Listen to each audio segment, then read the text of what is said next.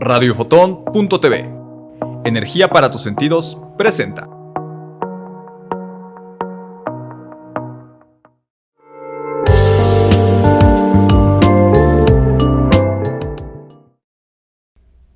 Hola amigas y amigas, el día de hoy estamos transmitiendo el episodio 22 de su programa El Mundo de la Tecnología. En esta ocasión tenemos como invitado especial a Ricardo Montes, un joven emprendedor que nos contará su experiencia empresarial.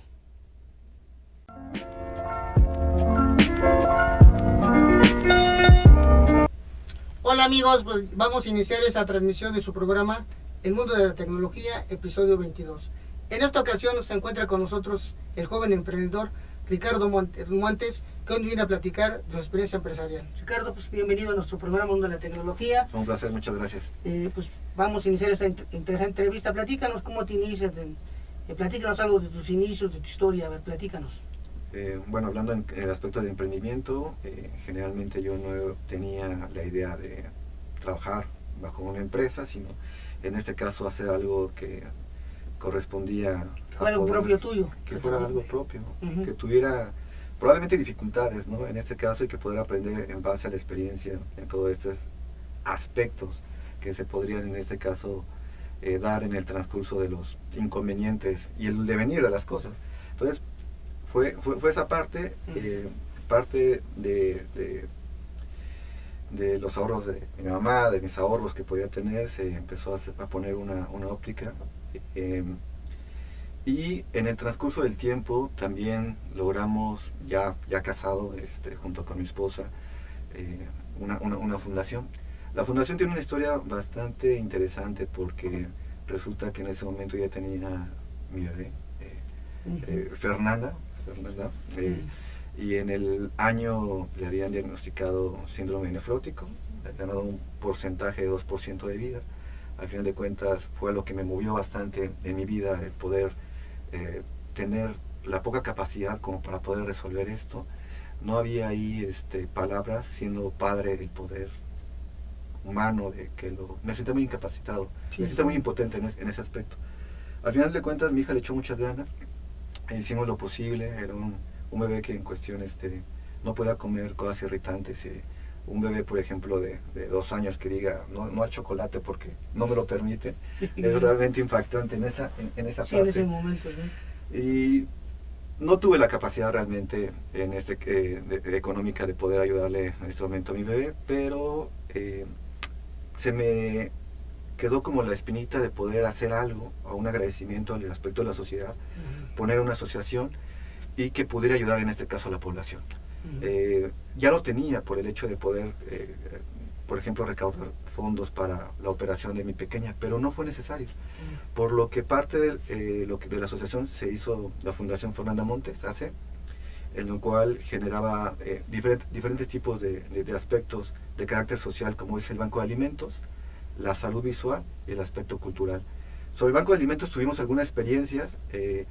Íbamos en este caso al banco de alimentos, se repartía los recursos y la comida a la población que se encontraba cerca de la asociación, y en el carácter, por ejemplo, de salud visual, hacíamos exámenes de la vista de forma profesional, y aparte se dan a muy bajo costo, a diferencia de las ópticas. Entonces tenía calidad, precio, y aparte una atención que no lo iban a encontrar, o lo iban a encontrar en hospitales o grandes ópticas y cadenas.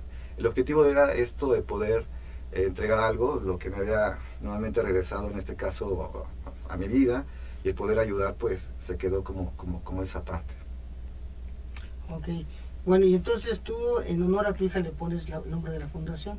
Sí, es correcto, sí. Sí, porque estás hablando de la fundación, y que a raíz de la situación que tuviste familiar, te nace esa inquietud y creas la fundación para ayudar a muchas gentes. Por ejemplo, la fundación, aparte tú decías que trabaja en la salud visual, repartían lo del banco de alimentos, o sea... Sí, así es. Por ejemplo, y tu área de influencia de la fundación, ¿dónde tú estás ubicado? Nos encontramos en calle 13, número 130, en la Colonia de Las Águilas, entre Avenida 4 y Avenida 6. Ahí, básicamente Las Águilas es lo que podríamos tener como colonia, ¿no? Pero obviamente han venido personas de Ampliación, de Villada, de Solidaridad, La Perla, más o menos como ese Sí, rango ese es tu área de geográfico, trabajo. por así llamarlo, sí, podemos Ok, decirlo así. entonces es lo que tú haces es parte de agradecer, ¿no?, la situación que tuviste, y eso te motiva, y de esa forma tú vas viendo las alternativas, ¿no? Es correcto, sí, fue un aspecto de carácter social, fue una motivación en este caso de mi vida. Quiero decir que este fue un parteaguas en lo que antes era y lo que actualmente soy, y eso me motivó incluso a seguirme preparando, a seguir estudiando, a seguir viendo o modificando mi comportamiento para generalmente ser una mejor persona también. Digo, a la sociedad, después de eso, definitivamente fue un paradigma completo. Parteaguas, ¿no? Fue O un sea, parteaguas, definitivamente. ok, por ejemplo, ¿y tú qué estudios tienes? O a qué te dedicas actualmente? Estudié en este caso lo que era optometría, y actualmente estoy estudiando o estoy cursando el 8º semestre de economía en la FES Aragón. O sea, tienes prácticamente vas a tener dos carreras. En teoría sí, en teoría sí. O sea, O sea, la cuestión de que optometría. termine. Sí, o sea, estudiaste optometría, terminaste, pusiste el negocio con tu esposa, Así es, y actualmente estás haciendo economía. economía, sí. ¿Y por qué te motivaste de economía?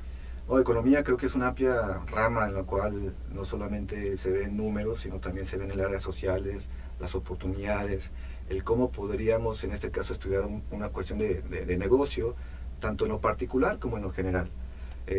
Tanto en los aspectos sociales de, por ejemplo, de vivienda, o las razones cómo la gente modifica de forma psicológica y ve la percepción del dinero. Entonces realmente es un campo muy amplio. Ok, pero, o sea, vamos a ver, entonces tú estudias óptica, pones un negocio, y estudias economía precisamente para tener una visión más amplia del negocio, de poder, no sé, expandirte, crear, no sé, más sucursales, no sé cuál sea tu proyecto.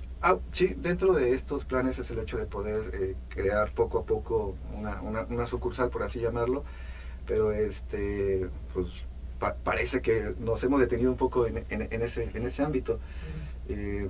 Realmente en cuestión de economía me ha ayudado bastante en todos los aspectos de la vida, en la forma de cómo se percibe la situación del dinero, la forma de cómo podría yo ahorrar de forma eficiente en esos aspectos inflacionarios, en un aspecto de crisis, en una situación de dificultad, y incluso de cómo tener un panorama de forma mundial en lo que pasa pues tanto en el mundo como en la sociedad. Entonces, ok, ayuda muy bastante. interesante, Ricardo, esta entrevista. Vamos a ir a un corte y continuamos con esta interesante entrevista. Claro que sí.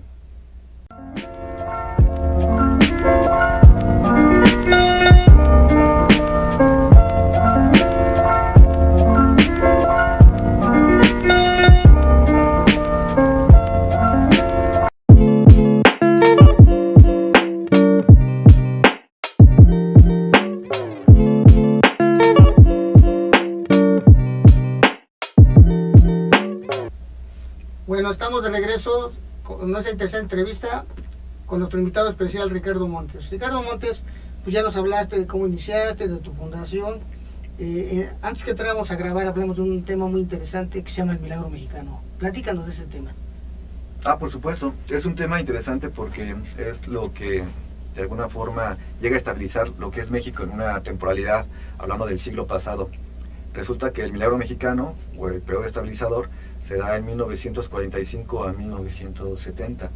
Después de la Segunda Guerra Mundial, en el cual termina en el 45 por las bombas de Japón, no, más bien las bombas de Estados Unidos, basados en las ciudades de Japón. Sí, claro. Pues México tenía una industria muy pujante. Cuando se acaba eso, se pretendía o se pensaba que en este caso México iba a regresar a los números que tenía antes de la guerra, que de alguna forma benefició a la industria mexicana. En ese periodo, bueno, entra en este caso Miguel Alemán, llega a hacer muchos proyectos, y que al final de cuentas este periodo se caracteriza por tener un Producto Interno Bruto muy alto, que llegó a estar a 6.8%. Para dar más o menos un parámetro, antes de lo que se dio la pandemia, México estaba creciendo a un 2.0. Y fíjate, ahí, por ejemplo, para la gente que nos está viendo en este programa, pues hay cosas que nosotros no conocemos. Por ejemplo, ¿qué es el Producto Interno Bruto? Si podías darle una pequeña explicación así breve para que entremos en contexto, Porque pues hablamos, ¿no? ¿Y eso qué es, no? O sea, a veces pues, nuestro público que nos está viendo, bueno, Sí, pues, sí, que por vaya supuesto. viendo. Adelante. No, el Producto Interno Bruto tiene que ver con lo que se mide, es una medición de lo que podría en este caso tener como recursos entre productos y servicios en una nación, y que al final de cuentas tiene que ver con la inversión extranjera, la inversión nacional, las exportaciones, el gasto del gobierno, el gasto público, y es más o menos lo que se evalúa.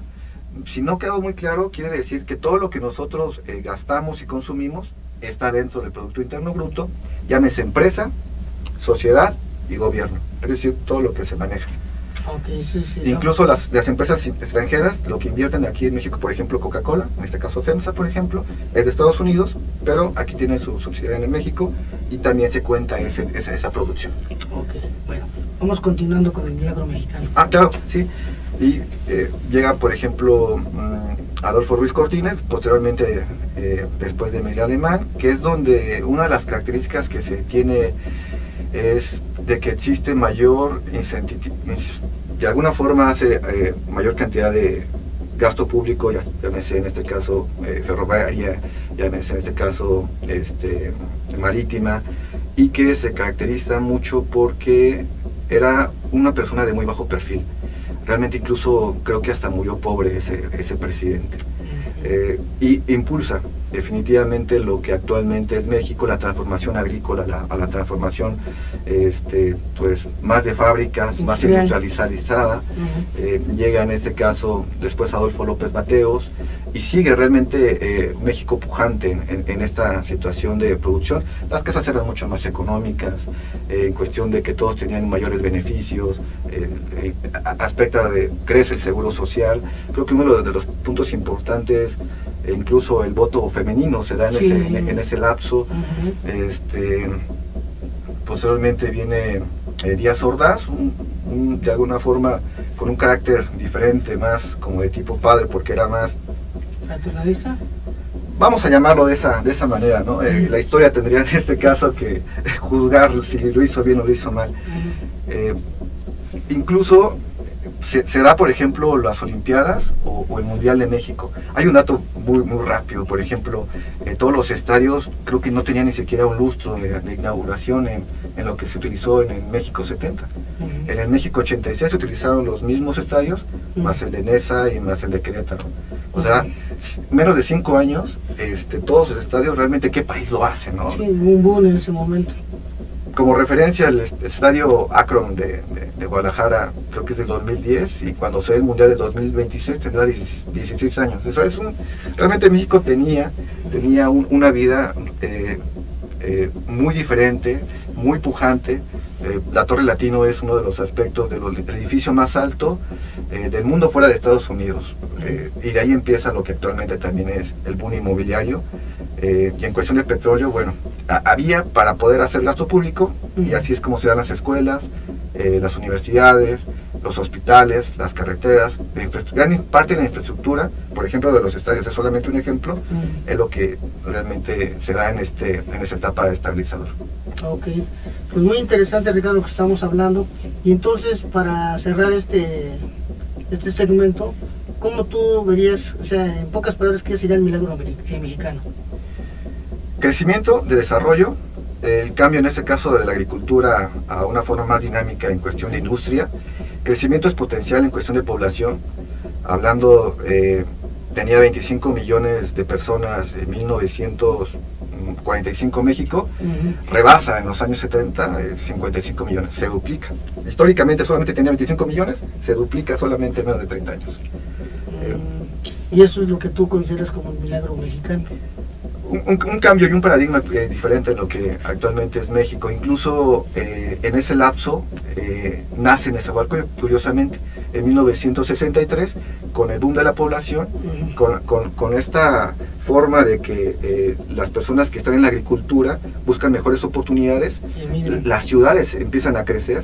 La Ciudad de México de 3 millones pasa a más de 10 millones en ese lapso, y Nezahualcóyotl es uno de los cunas de los aspectos que se generó en lo que es la inmigración del campo a la ciudad. Ah, perfecto. Mira, pues este tema muy interesante en Nezahualcóyotl. Vamos a ir a un corte y continuamos con ese tema tan interesante. Claro que sí, amigo.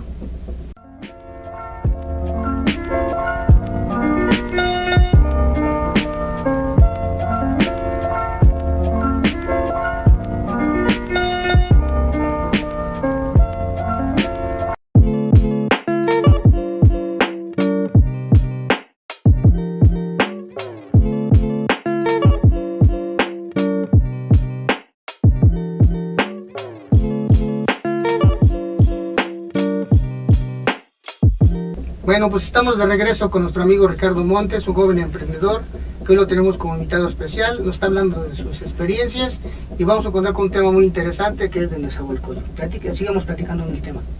Bueno, Nezahualcóyotl es una ciudad joven, se hace municipio en 1963 y llegó a darse como uno de los municipios más densamente poblados. Actualmente ha bajado incluso en esa escala porque existen municipios que tienen mayor densidad de población, por ejemplo Tijuana, Guadalajara, Monterrey, Iztapalapa, Ecatepec, bueno, por mencionar algunos. Sí, claro. Y ha sido una situación pujante en la etapa de ya no lo que sería el desarrollo en México, sino más bien en una situación donde se dieron a empezar a dar crisis incluso. Yo siento que en esa es una población que empieza, o son pioneros en dificultades, porque al final de cuentas, al ser una ciudad nueva, no tenía servicios, no tenían agua, electricidad, los señalamientos, pues realmente no existían. De hecho, es un aspecto muy curioso, porque parte de la unión, en este caso de las personas y habitantes de Nezahualcóyotl, es lo que hacen este aspecto cuadricular de avenidas, en donde no te puedes perder, y curiosamente que en todas las ciudades no existe ese tipo de planeación. Por supuesto que los habitantes no tenían o carecían en este caso de un poco de ingeniería, de urbanismo, de características de lo que tendría que tener, por ejemplo, áreas verdes. Está el Parque del Pueblo, por supuesto, se encuentra la Alameda, pero realmente carecía de eso. Ellos, dentro de sus capacidades, realmente quisieron hacer la ciudad de lo mejor posible y lo llegaron a lograr al menos en su momento, ¿no?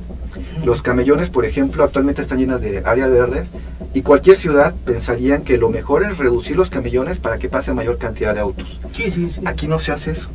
Llegó incluso en una etapa para poner ciclovías, modificar ese comportamiento dentro de lo que hace el gobierno o en turno, es tratar de modificar, por ejemplo, el comportamiento para evitar o reducir los carros y no incentivarlos como se ha dado de forma históricamente en todo el ámbito del capitalismo de las ciudades estadounidenses, por ejemplo, ¿no? Que incluso hacen mega estacionamientos en áreas donde podrían existir, por ejemplo, parques y jardines y desarrollo social. Okay. Bueno, y breve, Ciudad de Nezahualcóyotl es muy interesante porque mucha gente la llama como la ciudad dormitorio. Sí. Y tú me comentabas de que eso ya no es tan cierto, ¿no? Bueno, realmente tiene un estigma que se le dio a lo largo del tiempo. En estos 50 años de ciudad, bueno, se le conocía como Nezahualpolvo, Nezahualodo. Y se iba cambiando de acuerdo a la época, ¿no? Ciudad dormitorio, ¿no? Bueno, ha sido un cambio muy pujante. Probablemente en un principio debería haber sido así. Las personas que lo fundaron no había servicios ni productos y por lo cual lo tenían que emigrar a la Ciudad de México.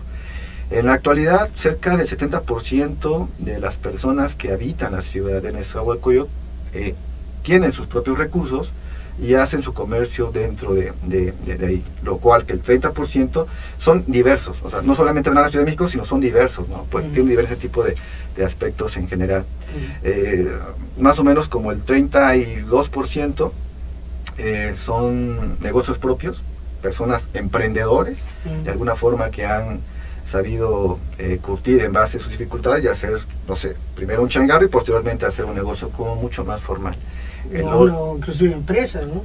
El otro 34% tiene que ver con pequeñas empresas que al final de cuentas emplean, ya sea no solamente en esa, sino de municipios aledaños, incluso como Chimalhuacán, que ya no se van a la Ciudad de México, sino se quedan, por ejemplo, en Nezahualcóyotl para poder en este caso trabajar. Y hay un 7.2% que hablamos en este caso de ambulantaje, ¿no? Pero también incluye que es un porcentaje que es lo que llega al 70% o más del 70% de las personas que trabajan aquí en Ciudad de Nezahualcóyotl. Bueno, ¿Se dio? Perdón. No, adelante. Es que creo que dentro de la plática dijeron, pero ¿cómo puedes saber esa dato, situación? ¿no? Exacto, ¿de dónde lo sacas, no? Pues en el 2014, un profesor de la Facultad de Estudios Superiores Aragón sacó ese estudio, al final de cuentas hizo ese parámetro y creo que se puede consultar. No tengo todavía la palabra porque sí lo hizo muy extenso sobre el desarrollo, microeconomía, si no me acuerdo así, pero el dato lo sacó él, y creo que está sustentado actualmente en Data México, ORG, que tiene que ver con la Secretaría de Economía, y ahí nos habla específicamente incluso de la población, de qué se dedica cada uno. Incluso creo que hasta se llega a exportar bombas, creo que bombas de aire en esa a Guatemala y además, ¿no? O sea, datos interesantes que se encuentran ahí. Sí, entonces fíjate, de pasar a ser una ciudad dormitorio, ya cambia a ser una ciudad activa, ¿no? Que es esto que ya se mueve la economía aquí dentro de aquí mismo de Nezahualcóyotl, ¿no? Hay que estar viajando, como antes se tenía que viajar horas y horas para tener algún empleo. Entonces tú estás comentando este dato interesante, que es del 70% ya se genera aquí en Nezahualcóyotl, y aquí se hace la economía, ¿no? Es correcto. Y que solamente el 30% busca otras opciones, bueno, de acuerdo a su giro comercial o su actividad. Sí, es correcto. Muy bien, pues muy interesante lo que estamos platicando, Ricardo. Vamos a ir a otro corte y regresamos.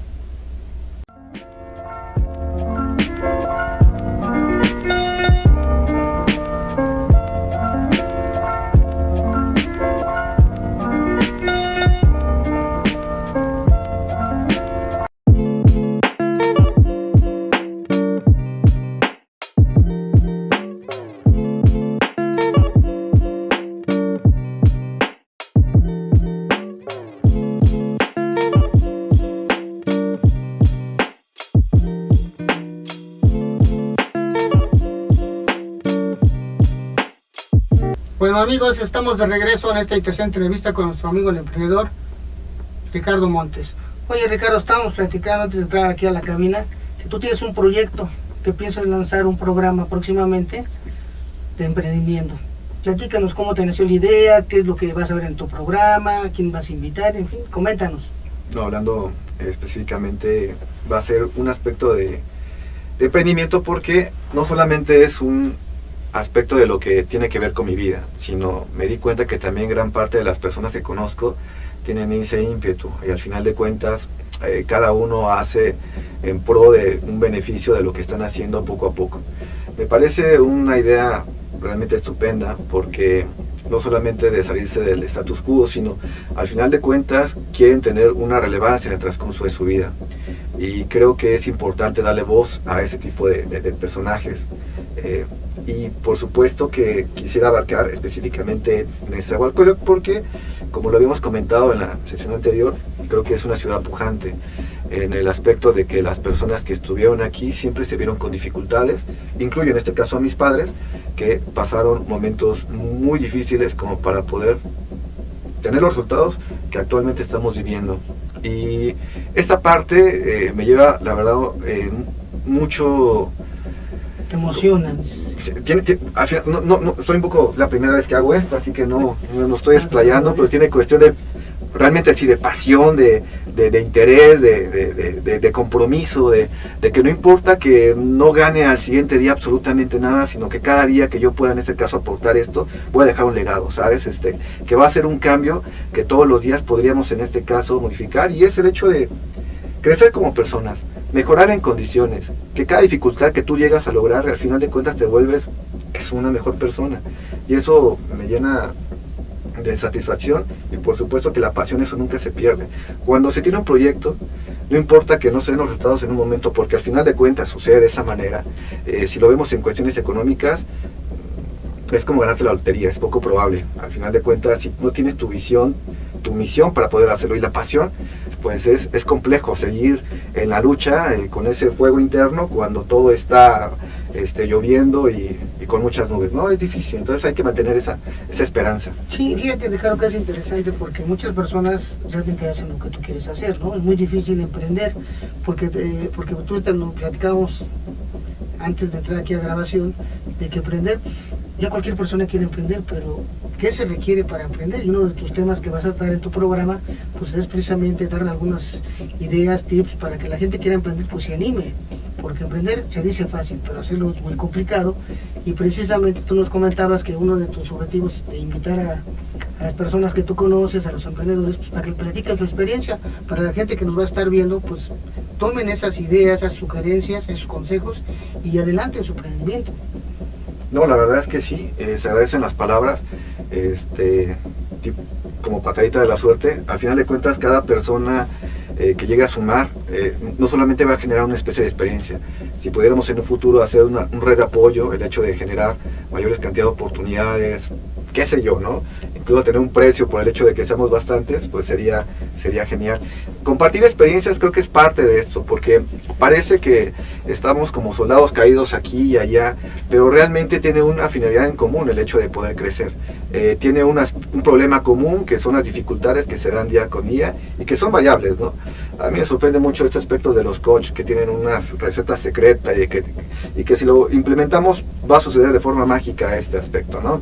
Nos han enseñado incluso en las películas que después de media hora de estar allí en el desierto encuentras agua de la noche a la mañana, va a ser así. Es complejo, ¿no? Al final de cuentas no es así la vida real. Se requiere, tal vez incluso se requiere también de este tipo de programas, de este tipo de apoyos, para decir que no estás solo. Al final de cuentas, creo que podría ser de cada persona que entre aquí es bienvenido. Y quien tenga, por ejemplo, un proyecto de vida, un aspecto que al final de cuentas, parte del emprendimiento tiene que ver con qué darle a la sociedad, ¿no? Porque tú vas a vender algo, pero ¿qué es lo que le tienes que dar a la sociedad? No es solamente, no sé, porque no es así, ¿cuánto dinero voy a ganar? Bueno, creo que sí se da ese resultado, ese resultado de mucho trabajo, de mucho esfuerzo, en cuestión de dinero, pero en un principio es qué es lo que puedes, y en este caso, cambiar, modificar en tu entorno para poder ser mejor. Y eso es lo que te da la diferenciación.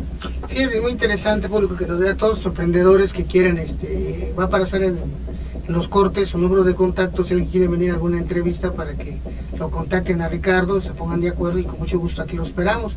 Es interesante lo que va a hacer en su proyecto, porque a todos los emprendedores de desarrollo, que son bastantes, y él decía, no tenemos que ir a otro lado. Aquí en Nezahualcóyotl tenemos emprendedores y hay empresas, hay servicios, hay de todo tipo. Ya no requerimos, ya que ya en esa deje de ser lo que llaman el dormitorio nada más.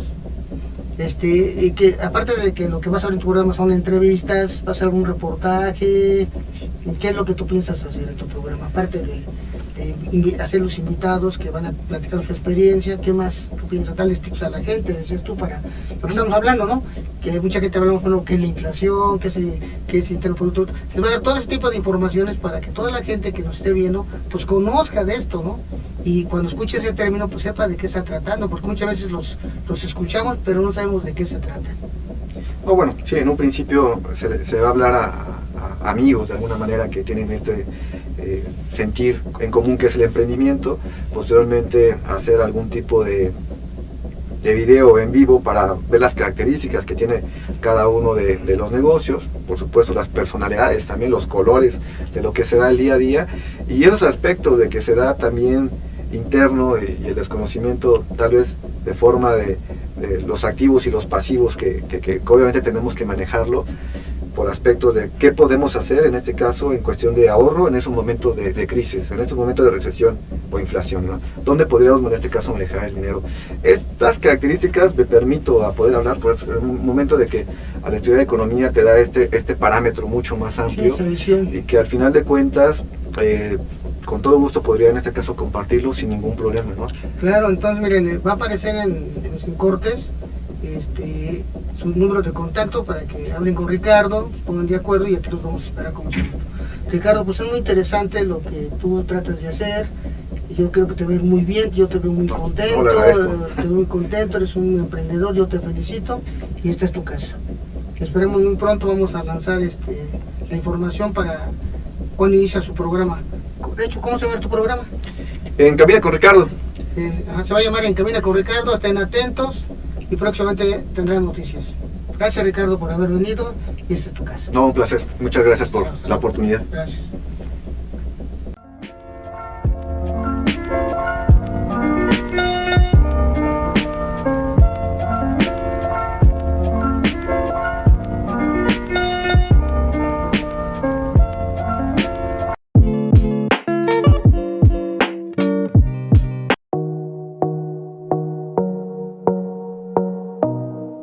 Radiofotón.tv. Energía para tus sentidos presentó.